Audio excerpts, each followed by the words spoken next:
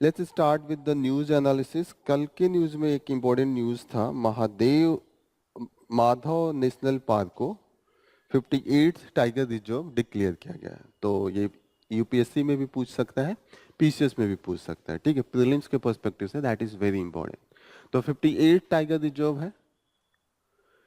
Tiger reserve होने से ये होता है कि उसकी आपको स्पेशलाइज तरीके से, जैसे होगा कि हमने प्रोजेक्ट टाइगर स्टार्ट किया, प्रोजेक्ट एलिफेंट स्टार्ट किया, हमने लगा कि किसी भी स्पीसीज का स्पेशल हमें सेफ गार्ड देना है, तो हमने इस तरीके का स्टार्ट किया, ठीक है।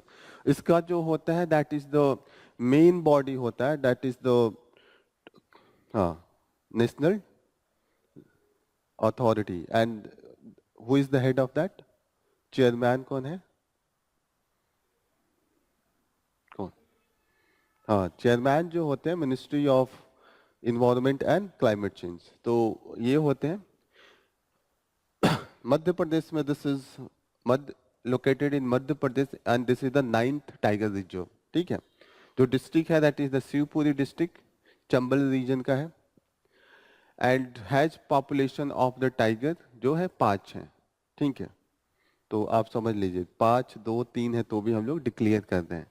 कई तो ऐसे हैं जहाँ पे एक भी नहीं है फिर भी हमने डिक्लेयर किया हुआ है। नियर अबाउट 3 ऐसे टाइगर रिजर्व है जहाँ पे नहीं है, ठीक है, तो भी हमने डिक्लेयर किया है। अभी आगे देखेंगे, सतकोसिया उड़ीसा में है, उस पर थोड़ा सा एनालिसिस है तो वो देख लेंगे, ठीक है। Clear? Madhav national park,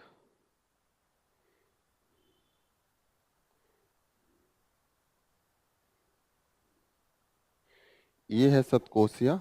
Satkosia reserve में अभी टाइगर की री एंट्री का प्लान बना रहे हैं, अभी नहीं है, ठीक है। तो वहां पे विलेजर्स हैं, कुछ रीलोकेट हो गए, कुछ को रीलोकेट होने में दिक्कत आ रही है, इसीलिए इसको न्यूज में इन्होंने कवर किया है। Satkosia tiger reserve, this is in the Orissa. Similipal वो भी फेमस है, उड़ीसा में ही है। तो एक बार हम आप लोग उसको लोकेट कीजिएगा मैप पे। नेशनल टाइगर कंजर्वेशन अथॉरिटी है, that is the head of जितने भी टाइगर रिजर्व का रेगुलेशन होता है इनके थ्रू होता है, ठीक है। एक चीज और याद रखिएगा, Satkosia is the Ramsar site as well. Ramsar site हम लोग पढ़े थे, बताइए क्या है रामसार? रामसर साइट अभी हाल ही में एक दिन डिस्कस किया था इसको बहुत डिटेल में, किसी को याद है आप लोगों में? रामसर साइट एक दिन डिस्कस कर रहे थे हम लोग। इंडिया हम लोग कंफ्यूज थे, 75, 85, 89, ठीक है। 89 लास्ट में था, क्या था?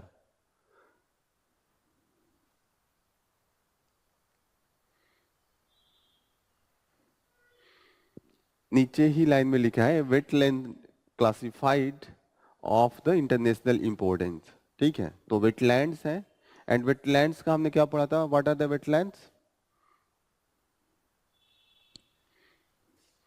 वेटलैंड्स को क्या डिफाइन किया था? ठीक है, आप बताइए। जहां पे वाटर एंड लैंड दोनों एग्जिस्ट करे एक ही साथ में, ठीक है, तो वहां पे स्पीसीज डाइवर्सिटी बहुत यूनिक हो जाती है और बहुत ही एक तरीके से डाइवर्स होती है, ठीक है। तो इस तरीके से जो वेटलैंड होते हैं they are the very important with respect to the जो इकोलॉजिकल सर्विसेज हमें प्रोवाइड की जाती हैं। जैसे कि हमें जो वाटर साइकिल होता है, वाटर स्पंज का काम करता है कि जब पानी ज़्यादा होगा तो that will be absorbed, and जब पानी की कमी होगी तो हम उसका यूज करेंगे, ठीक है। तो वेटलैंड और ये दोनों एक साथ हैं, तो you should be knowing, important हो जाता है। Let start with the today's news. आज का कहाँ गया?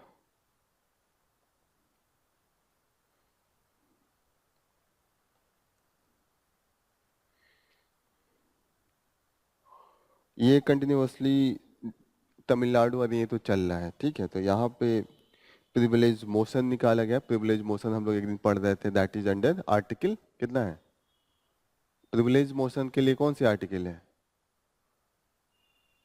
आप लोग बताइए। Privilege motion, privilege provided to the our member of state legislature as well as the union legislature, parliament. किस आर्टिकल के थ्रू है, यूनियन में, और किस आर्टिकल के थ्रू स्टेट में है?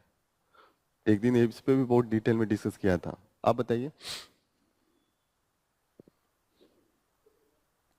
249 तो इंटर, वो दोनों के बीच में सेंटर स्टेट वाला चीज आता है। आप बताइए।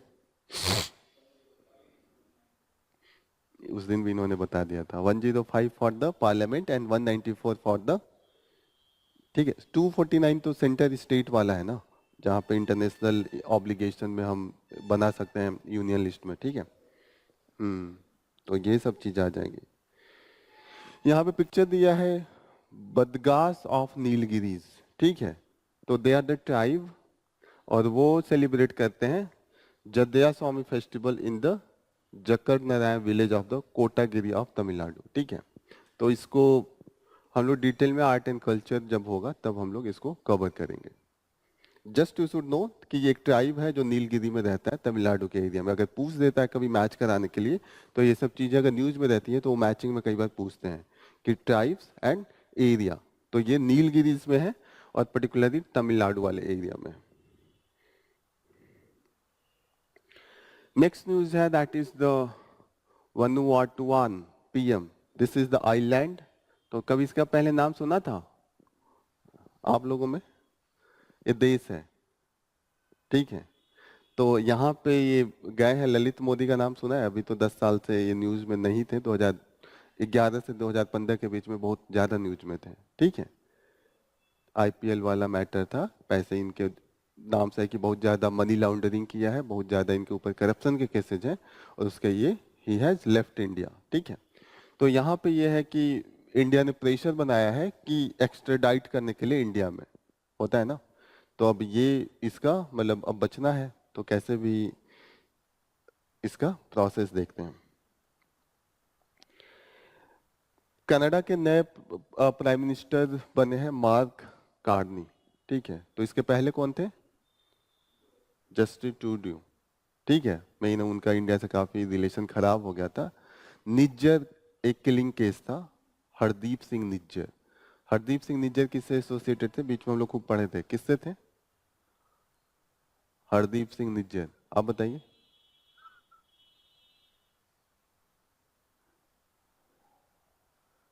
पन्नू, हरदीप सिंह निज्जर, ये लोग न्यूज में थे। क्यों न्यूज में थे? क्या मैटर है? इंटरनल सिक्योरिटी पढ़ते हैं आप लोग? इंटरनल सिक्योरिटी में इंटरनल जो खालिस्तान का इशू, नागालैंड का इशू, ये सब है। तो खालिस्तान का इशू जो था, on the basis of the religion, Sikh religion, they are asking for the separate country, ठीक है। वो 1980 में बहुत पीक पे था, अभी तो बहुत लो लेवल पे है। अभी तो सिर्फ फॉरेन कंट्री से सिर्फ डिमांड चल रहा है। 1980s में ये मैटर इतना ज्यादा ग्रेव था जितना अभी जम्मू एंड कश्मीर का नहीं है। जम्मू एंड कश्मीर का लगता था इजीली सॉल्व किया जा सकता है, पंजाब का मैटर उससे ज्यादा डेंजरस लगता था। इंदिरा गांधी का किलिंग भी सेम इसी ग्राउंड पे हुआ था, दिस खालिस्तान इशू पे, ठीक है। तो अभी वो इश्यू फिर से थोड़ा सा फॉरेन कंट्रीज में, जैसे यूके में जो यहाँ के हैं जाके वहां बस कर रहे हैं, वो इस डिमांड को फिर से उठा रहे हैं। तो ये लोग लीडर थे, इंडिया ने उन पे अटैक कराया था, इनको निज्जर की किलिंग हो गई थी, पन्नू बच गए थे, ठीक है। Pannu is in the US, तो इसीलिए एक दूसरे के हमने डिप्लोमेट्स को एक्सपेल कर दिया था, ठीक है। तो अभी है कि कुछ हम फिर से रीस्टोर करने जा रहे हैं ताकि इंडिया एंड कनाडा का जो फॉरेन रिलेशन है वो थोड़ा सा इम्प्रूव हो। 7 लाख करोड़ का महाराष्ट्र का बजट है, तो अभी भी सबसे ज्यादा किसका दिख रहा है? यूपी का ही है। यूपी का 8 लाख करोड़ के आसपास का रहा है। तो ये बस कंपैरिजन में आप देखते रहिएगा, अभी तक यूपी सबसे ज्यादा है, ठीक है। आज आज मणिपुर का भी हुआ है। मणिपुर का आप अभी देखेंगे मुश्किल से 35,000 करोड़ का है। औरंगजेब वाला मैटर अभी काफी हाई पे चल रहा है। तो जिस हमें ये जानना है कि जो औरंगजेब का मौसोलियम है, टॉम्ब, ठीक है, that is into the Chhatrapati Sambhaji Nagar. इसको इसके पहले औरंगाबाद कहते थे, ठीक है। तो औरंगाबाद में इनका मौसोलियम जो टॉम्ब है, ठीक है। औरंगाबाद इसलिए भी फेमस है, क्यों फेमस है औरंगाबाद? बीबी का मकबरा है। बीबी का मकबरा is the same copy of the Taj Mahal, लेकिन उतना मतलब क्वालिटी बहुत लो है, लेकिन आप ऐसे झटके में देखेंगे कि लगेगा कि वही फ्रेम में बना हुआ है। और किस लिए फेमस है? औरंगाबाद बहुत हिस्टोरिकली फैक्ट में बहुत कई जगहों पे क्या आप जो बता रहे थे, क्या बोल रहे? हाँ, केव्स वहीं पे है। जितने भी ये केव्स हैं जहाँ पे खासकर एंशियंट हिस्ट्री और 6th सेंचुरी के आसपास अजंता, एलोरा, एलिफेंटा, ये सब औरंगाबाद में ही है। ठीक है, तो औरंगाबाद इसीलिए फेमस है, लेकिन अभी इसका नाम बदल दिया है। अभी हम लोग सिटीज का नाम बदल रहे हैं, तो अभी हमने छत्रपति संभाजी महाराज नगर हमने रख दिया है।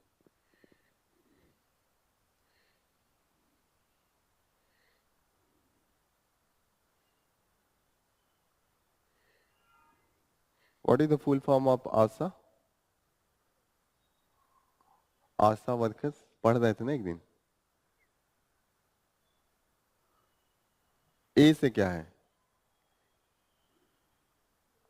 आशा, SHA। ए से क्या है?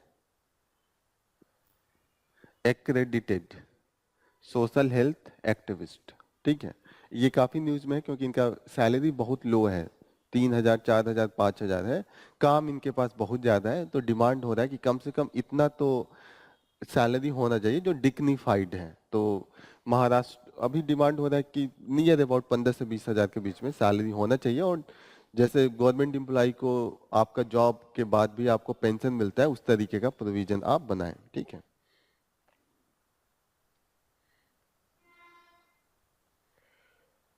अगेन जस्टिस ट्रूडो का जो यहाँ पे चल रहा है, दैट इज कि कैसे रिलेशन खराब हुआ, फिर अभी थॉ का फेज है। थॉ का मतलब धीरे धीरे चीजें फिर हम इम्प्रूव कर रहे हैं।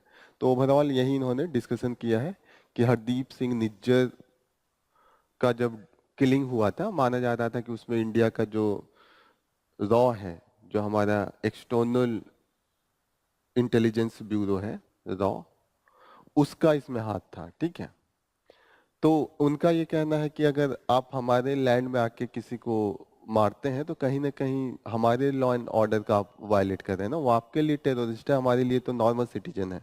अब प्रूव करना है तो पहले हम एविडेंस दीजिए, उसके बाद हम जो भी हम लोग पढ़ रहे थे ना कि डिप्लोमेटिक इम्यूनिटी प्रोवाइड किया जाता है। ठीक है, तो कहीं पे भी आप किसी भी देश में जाएंगे तो वो चाहेगा कि हमारे लॉ को ही इम्प्लीमेंट किया जाए, क्योंकि अगर आप दूसरे कंट्रीज अगर अपने हाथ में लॉ एंड ऑर्डर देगा तो सोवर्निटी का इशू आने लगेगा ना। जो सोवर्निटी है वो आप क्वेश्चन करने लगेंगे ना कि आपके देश में हम किसी और देश का लॉ लगा रहे हैं। तो ये सब चीजें हैं। कलकत्ता हाई कोर्ट जज के जो जस्टिस जोयमाला बागची हैं, उनको प्रमोट किया गया है सुप्रीम कोर्ट का जज के लिए, और हो सकता है 1931 में सीनियोरिटी के हिसाब से he will be the chief justice of India. तो ये सिर्फ पीसेस के लिए इंपॉर्टेंट है। जो जुडिशरी का अपॉइंटमेंट होता है high court and supreme court में, क्या प्रोसेस है? क्या प्रोसेस है जुडिशरी का अपॉइंटमेंट का?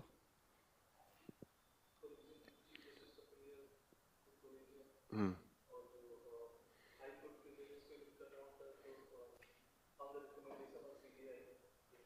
हम्म कोलिजियम तो दोनों में रहेगा। ठीक है, डिफरेंस क्या आ जाता है कोलिजियम में? आप बताइए, supreme court and high court में डिफरेंस कहाँ आ जाएगा? हाँ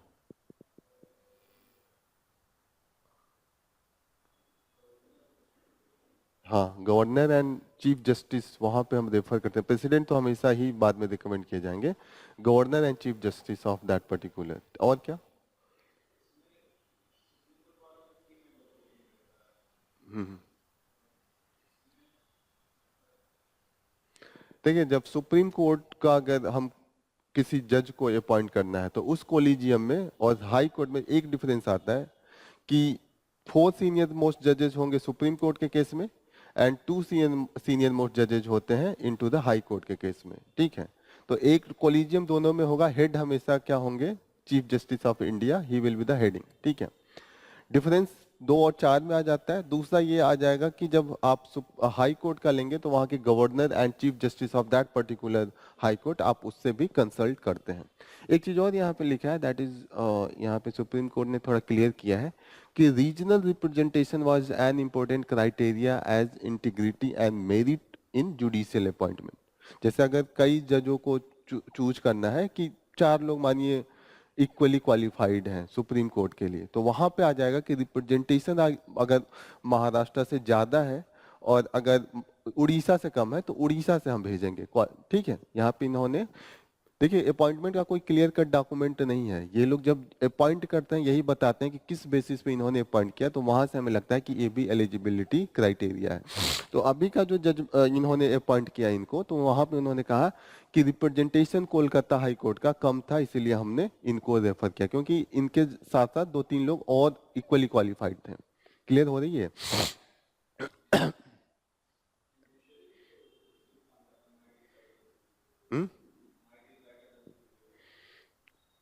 जुडिशरी एक है कि माइट इज राइट नहीं है, जुडिशरी थोड़ा सा वेग, कॉन्स्टिट्यूशन में कुछ खास प्रोविजन नहीं है।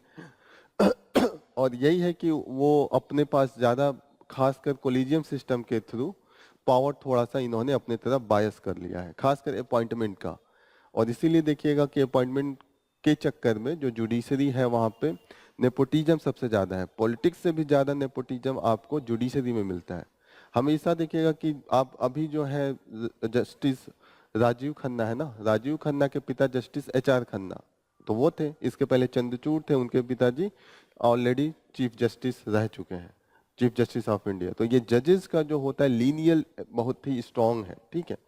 तो अभी जो इलाहाबाद के एक चीफ जस्ट ये सुप्रीम कोर्ट के जस्टिस है मार्कंडे काटजू, उन्होंने एक प्रिंसिपल दिया था कि अंकल सिंड्रोम चलता है सुप्रीम कोर्ट के जजेस में। खासकर अंकल सिंड्रोम का मतलब हुआ कि एक जज, दूसरा जज, मैं दूसरे जज के बेटे को कर लूंगा, उसका मैं अंकल हूँ, और मेरा बेटा दूसरे का अंकल है तो वो उसको करेगा। अंकल अंकल बोल के एक दूसरे के मतलब बच्चों को करके वो पूरा फुल किए हुए। एक रिपोर्ट भी आया था करप्शन पे, तो उसमें ये दिखाया गया कि इंडिया में पुलिस के बाद सबसे ज्यादा करप्शन जुडिशरी में है। जो सेकंड नंबर पे इस समय जुडिशरी चलता है इन द करप्शन।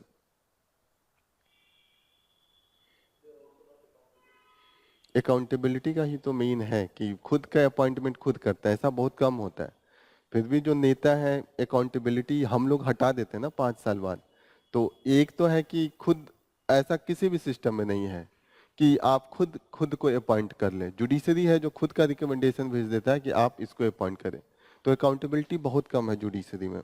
तो उसी के लिए तो अभी नेशनल जुडिशियल अपॉइंटमेंट कमीशन इन्होंने लाया था 99 कॉन्स्टिट्यूशनल अमेंडमेंट एक्ट के थ्रू। फिर उन्होंने डिक्लेयर कर दिया कि this is null and void, क्योंकि इंडिपेंडेंस जो है वो जुडिशरी की चली जाएगी।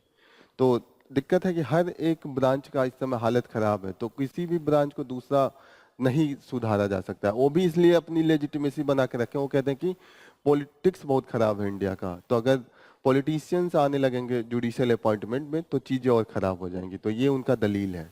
तो देखते हैं अब क्या होता है इसको लेके।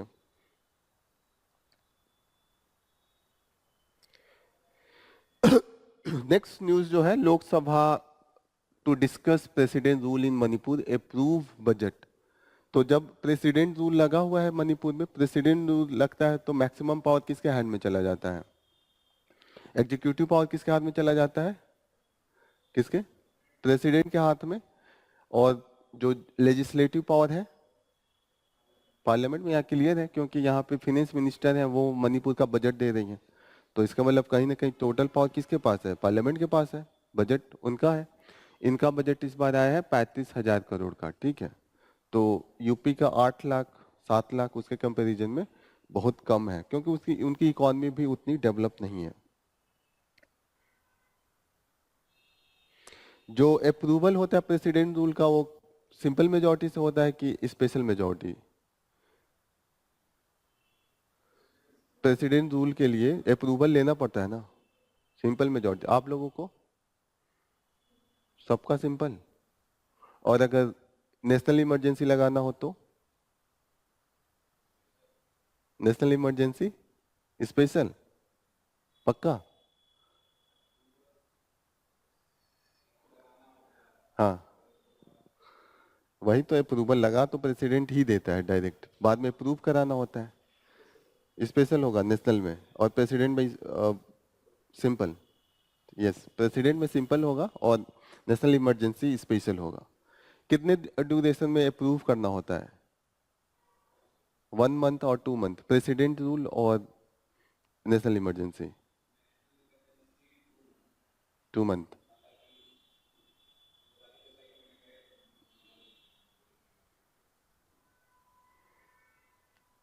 कितना है? 2 मंथ पहले था, अभी 1 मंथ किया गया by the 38th constitutional amendment act. बाद में जो अमेंडमेंट एक्ट हुए थे उसके थ्रू थ्रू हमने कम कर दिया था। 38 नहीं, 44th बाद में जो हुआ था। 42nd पहले लाया, 44th रीस्टोर करने के लिए आया था, तो उन्होंने फर्स्ट 1 मंथ ही कर दिया था। तो अभी हाँ, 1 महीना है, अभी तक कभी इम्प्लीमेंट नहीं किया गया है। उसके बाद तो इमरजेंसी लगा ही नहीं, नेशनल इमरजेंसी, लेकिन अब है कि 1 मंथ से होगा।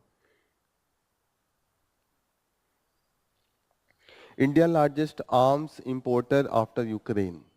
तो ये आप जब डिफेंस लिखेंगे तो यहाँ पे देखेंगे चाइना जो है टॉप 10 से बाहर हो गया। पहले इसका भी इंपोर्ट बहुत ज्यादा था, लेकिन अभी China is out of top 10।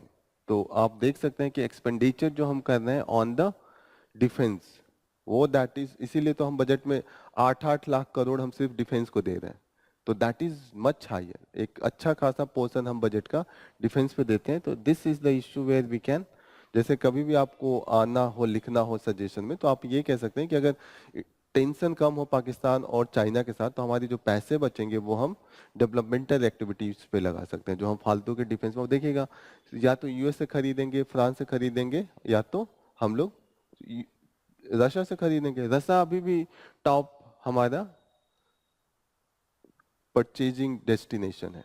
36% अभी भी है। अभी ये बहुत ज्यादा था, 55% था, लेकिन धीरे धीरे हम डाइवर्सिफाई कर रहे हैं। वैसे भी रशिया के पास अब उतने अच्छे टेक्नोलॉजी बचे नहीं है, फ्रांस के पास अभी है उनसे ज्यादा, यूएस के पास काफी है, यूएस भी हमें सेल कर रहा है, तो अभी हम डाइवर्सिफाई कर रहे हैं। इंडोनेशिया को हम ब्रह्मोस बेचने वाले थे, ठीक है।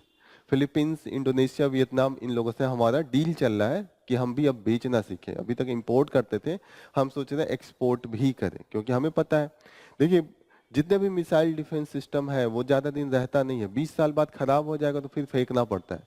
जो हम इतने बड़े बड़े जो भी वारशिप बनाते हैं, वो एक लिमिट होता है, 30-40 साल बाद वो भी खराब हो जाता है, उसको आप जंक में डालते हैं। तो उससे अच्छा बेचें, बनाए बेचें, ठीक है। तो ये सबसे एक तरीके से सस्टेनेबल प्रोसेस है। इंडिया भी अब सीख रहा है, पहले इंडिया केवल खरीदता था, अभी हमें भी समझ में आ रहा है कि सिर्फ खरीदने से काम नहीं चलेगा, हमें बेचना भी पड़ेगा, ठीक है। तो यही हम भी थोड़ा सा अपना सोच रहे हैं कि चीजों को थोड़ा सा एक्सपैंड करें। टीबी कंट्रोल कैंपेन कल हम लोग पढ़ रहे थे, क्या पढ़ा था? टीबी कंट्रोल कैंपेन में कब स्टार्ट किया गया था?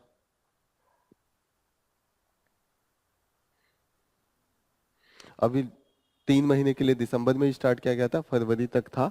और ये था कि हम टोटल जो है जितनी भी स्क्रीनिंग है टीबी की केसेज वो करेंगे, लेकिन हम वो अचीव नहीं कर पा रहे हैं। 100 डे टीबी मुक्त भारत अभियान मोदी जी ने चलाया था कि हम जितना भी है एटलीस्ट स्क्रीनिंग तो कर लें। अभी हमने देखा है कि जो नंबर ऑफ केसेज है that is near about 6 lakh के आसपास पहुंच गया है, 5 लाख से ज्यादा है।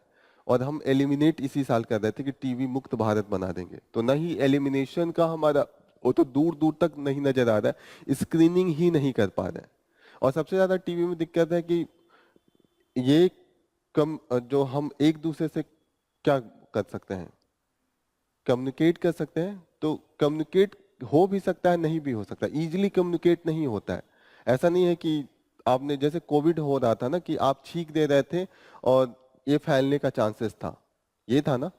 लेकिन यहाँ पे ये है कि बहुत अगर खांसी हो गया, ड्रॉपलेट जब आपके किसी माध्यम से अंदर जाएगा तभी जाके वो होता है, नॉर्मल टच वच करने से नहीं होगा।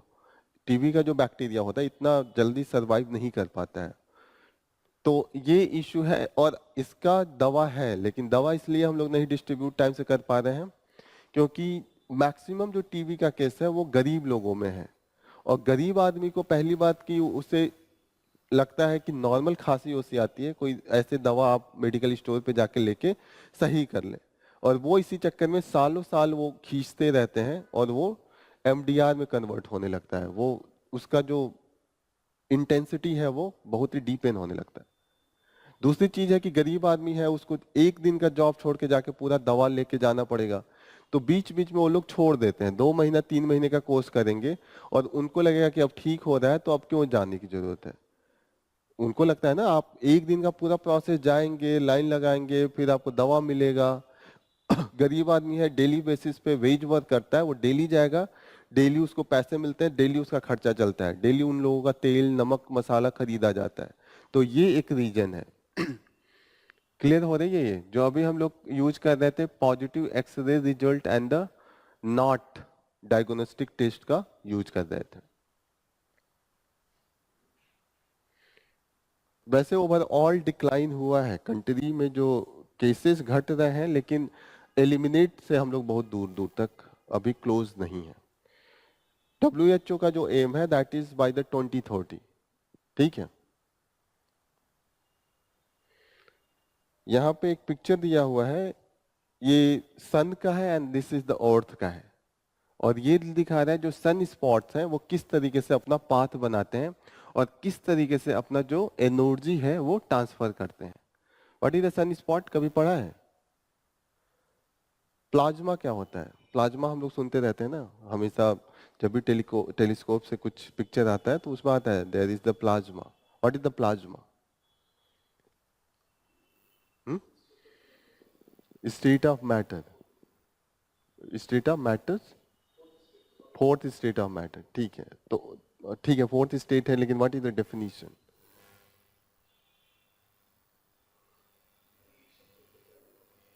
अच्छा, आप बताइए, आप लोगों में सन और मून के अराउंड में कैसे हो जाएगा? सन से भले आएगा लेकिन मून के अराउंड में थोड़ी पैदा होता है। प्लाज्मा जो होता है वेरी हाई एनर्जी, जो गैसेज होते हैं of the charge particle. Charge particle में बहुत ही हाई एनर्जी होगा। जैसे सन के अंदर जो रिएक्शन हो रहा है, गैसेज है सन के अंदर, नेबुला फॉर्म में रिएक्शन हो रहा है, जो फ्यूजन रिएक्शन, तो उसका जो टेम्परेचर काफी हाई जाएगा, तो वो क्या करेगा, इजेक्ट करेगा gases into the charge particle, और चार्ज पार्टिकल की जो एनर्जी होगी वो बहुत हाई होगी, नियर अबाउट जो लाइट फोटॉन्स जो हम देखते हैं कहीं ना कहीं वो भी कन्वर्ट होता है। प्लाज्मा का अभी तक एग्जैक्ट हमें डेफिनेशन नहीं पता है, अभी भी रिसर्च चल रहा है, कोई प्रॉपर डेफिनेशन नहीं है कि कहाँ से एनर्जी आ रही है, किस तरीके से ये डेवलप हो रहा है। लेकिन अभी जो डेफिनेशन है, these are the gas particle with the very high temperature and energy. ठीक है, चार्ज पार्टिकल है गैसियस फॉर्म में, और एनर्जी है दैट इज इन द 5000 6000 जो टेम्परेचर होता है उसको क्रॉस करता है। कोरोना का कितना टेम्परेचर हम लोगों ने पढ़ा था? कोरोना 10 लाख डिग्री सेंटीग्रेड था। ठीक है, तो आप देखिएगा इन्हीं एरिया से ये इजेक्ट होते हैं, ये इजेक्ट हो रहा है। अभी जो आ रहा है यहाँ पे आपका सी टाइप का बन रहा है, ये दिस इज द सी। जो सी है यहीं पे आके टकरा रहा है और मैक्सिमम जो एनर्जी है यहीं पे डिस्ट्रीब्यूट हो रहा है, और ये जो सी बन रहा है that is known as the bow shock, C shift, जो हाईलाइटेड है येलो में। अब माना जाता है कि जो अर्थ में इलेक्ट्रॉन है उनकी जो एनर्जी ट्रांसफर हो रही है this is due to the bow shock. जो एनर्जी आ रहा है यहाँ से उसको ट्रांसफर करेगा और वो इलेक्ट्रॉन्स के अंदर में कन्वर्ट होगा। क्लियर हो रही है ये चीजें? सिंपल आप लोग शायद जानिए, पहली बात की इतना ज्यादा वो पूछेंगे नहीं। सबसे पहले आप लोग ये जानिए कि what is the solar wind. What is the solar wind? Solar wind क्या है? हम्म,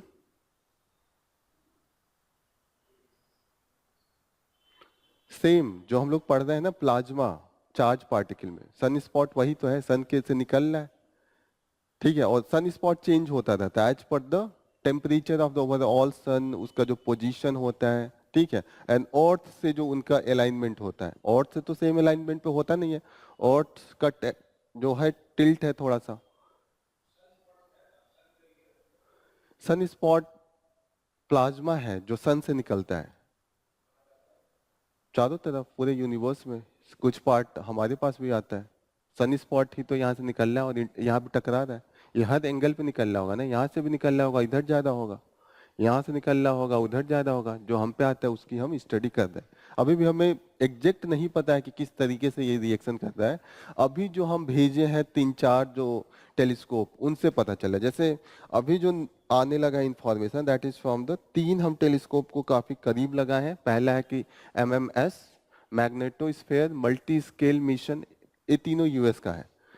हाँ, आर्टेमिस भी है एक। आर्टेमिस का फुल फॉर्म है acceleration, reconnection, turbulence and electrodynamics of the moon's interaction with the sun. Artemis ये है, ठीक है। आर्टेमिस टेलीस्कोप भी है, आर्टेमिस एक उनका मिशन भी चला रहा है, ठीक है। एक टेलीस्कोप भी इन्होंने भेजा है, उसका नाम आर्टेमिस है। तो इन सब टेलीस्कोप से हमें थोड़ा थोड़ा इंफॉर्मेशन पता चल रहा है। यहाँ पे लिखा तो है, solar wind is the river of the charge particle constantly flowing out from the sun into the solar system. पूरे सोलर सिस्टम में हमारा that is coming in the form of the gases of the charge particle. Clear हो रही है ये चीजें?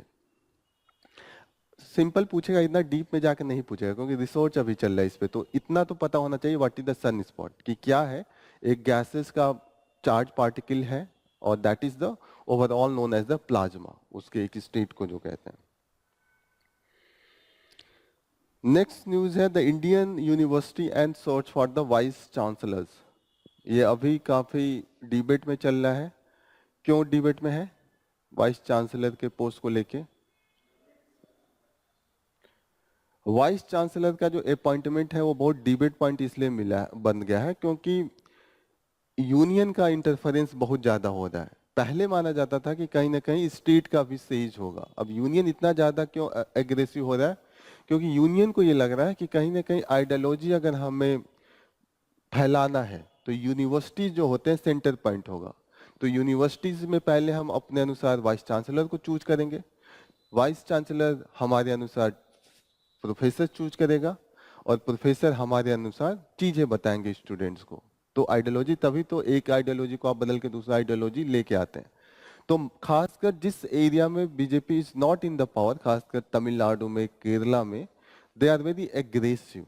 वहां पे है कि कहीं ना कहीं अगर कॉलेज में हम अपना आइडियोलॉजी एंट्री करा दें, ठीक है, तो ये अपोजिशन ऐसा बात कर रही है जो मैं अभी तक बोल रहा हूँ। जो बीजेपी का है, जो सेंट्रल गवर्नमेंट का है, वो ये कह रहे हैं कि कहीं ना कहीं हम स्टैंडर्डाइज्ड फॉर्म लाना चाहते हैं, ठीक है। वो कह रहे हैं कि हम एक तरीके से पूरे इंडिया लेवल पे स्टैंडर्ड फॉर्म बनाना चाहते हैं, और उसमें हम इसलिए यूजीसी की ज्यादा हम सेज दे रहे हैं। यूजीसी को हम स्टेट गवर्नमेंट की जो बॉडीज है उससे रिप्लेस कर रहे हैं। यूजीसी पूरे यूनियन लेवल पे काम करती है। तो उनका ये कहना है कि UGC has the more expertise. दूसरा जो टसल चल रहा है कि पहले एलिजिबिलिटी ये होती थी कि एकेडमिशियंस को ही वीसीज पोस्ट पे भेजा जाता है, कि कहीं ना कहीं वो कुछ पढ़ाई लिखाई से कुछ बुक लिखा हो, कुछ रिसर्च किया हो, कुछ उनका एकेडमिक ऑथेंटिसिटी हो। एकेडमिक ऑथेंटिसिटी का मतलब होता है कि कुछ न कुछ आपका एकेडमिक एरिया, आपका लिखने पढ़ने से कहीं ना कहीं आपका कनेक्शन हो। जैसे ये नहीं होगा कि आपने कॉलेज छोड़ दिया, पढ़े तो सारे पॉलिटिशियन है छोड़ने के बाद भी, लेकिन क्या करते हैं वो 20 साल पॉलिटिक्स में इन्वॉल्व होते हैं, एकाएक उनको वाइस चांसलर भेज दिया जा रहा है। तो अब ये कहा जा रहा है कि देखिए कनेक्शन होना चाहिए, continuously you should have into the college, कुछ प्रोफेशन में होना चाहिए, कुछ रिसर्च चलते रहना चाहिए था, ठीक है। तो लेकिन यही भी है कि उसका भी विरोध इसलिए हो रहा है कि यूनियन का जो ये लॉजिक है वो कह रहे हैं कि ऐसा नहीं है कि केवल एकेडमिशियन ही अच्छा होता है, कई बार ऐसे भी होते हैं कि नॉन एकेडमिशियंस भी अच्छा परफॉर्म करते हैं एज द वाइस चांसलर। जैसे ये लोग एग्जांपल देते हैं के R Narayanan. K R Narayanan was diplomats, not the academician. कुछ ऐसा नहीं था कि पढ़ाई वो डिप्लोमेट्स थे, लेकिन उनको काफी अच्छा वाइस चांसलर के जैसे उन्होंने काम किया था। तो ये सब चीजें यहाँ पे ओवरऑल डिबेट किया गया है कि दोनों का पक्ष है, अपोजिशन का क्या पक्ष है और सेंटर का क्या पक्ष है, ये सब चीजें यहाँ पे डिस्कस की गई हैं।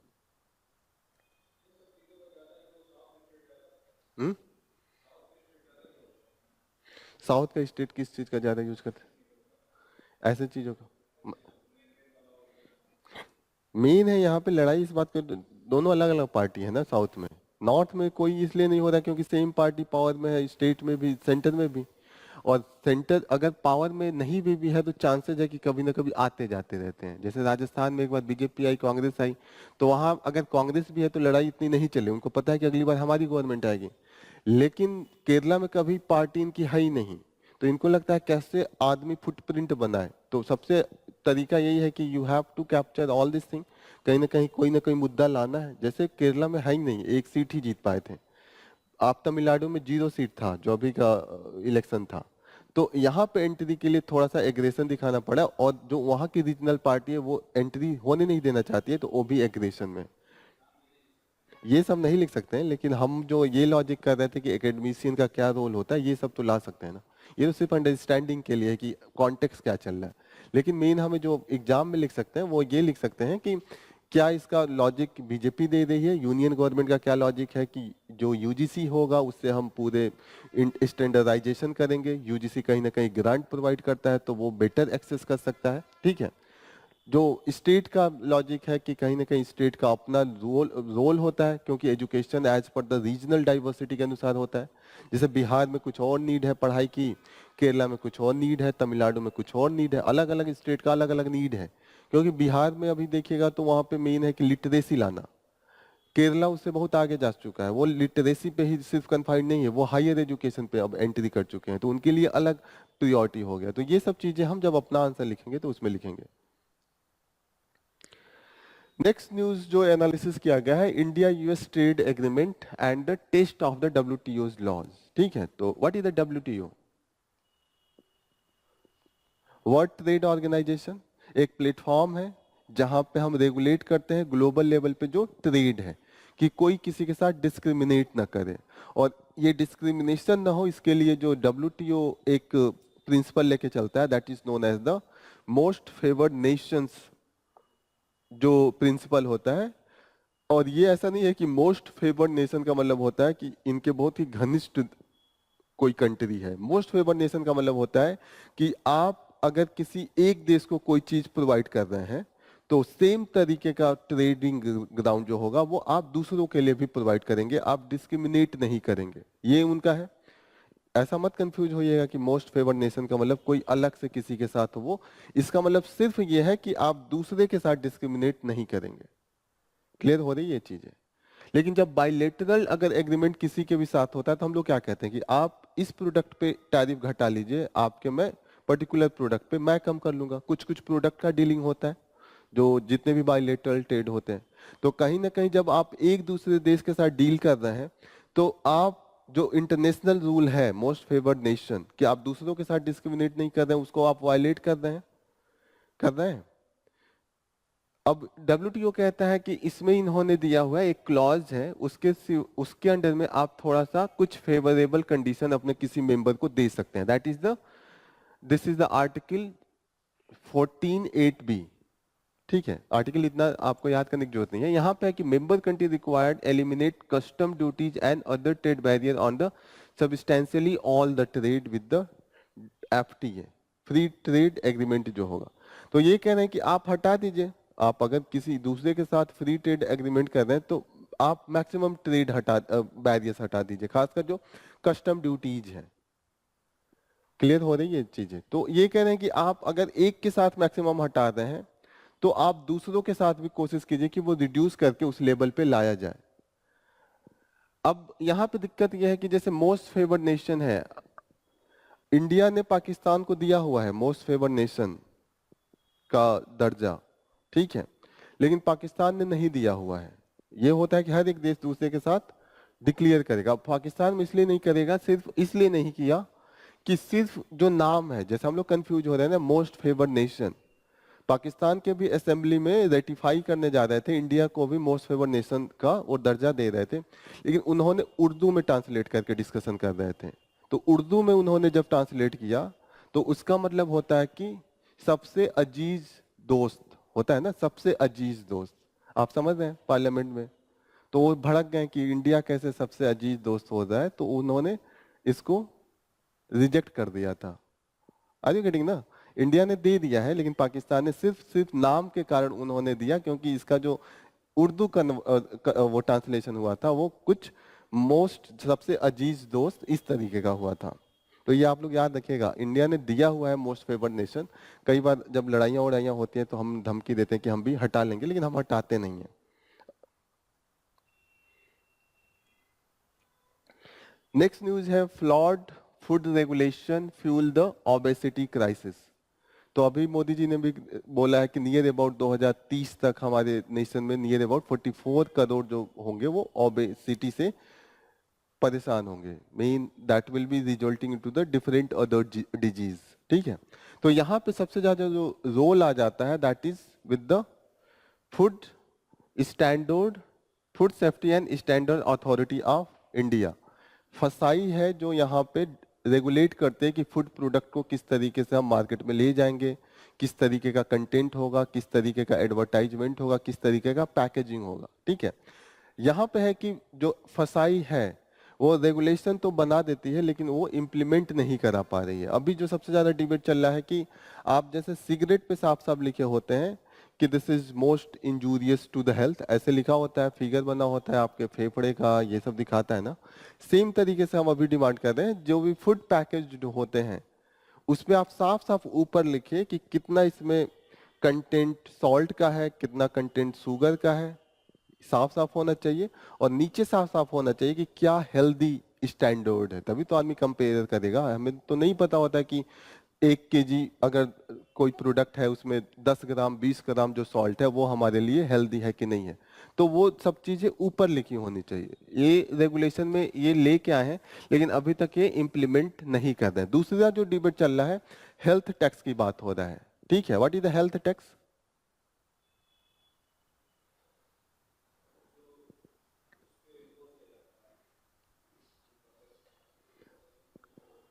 हेल्थ टैक्स जैसे आप डिफरेंट कैटेगरी ऑफ क्या लगाते हैं, जीएसटी लगाते हैं एज पर देयर लग्जरी हो या उसका जो इम्पैक्ट हो। जैसे जितने भी नशीले पदार्थ होते हैं उसमें हम 18% या 28% जीएसटी लगाते हैं ताकि हम उसको थोड़ा सा ये बैरियर क्रिएट कर सकें।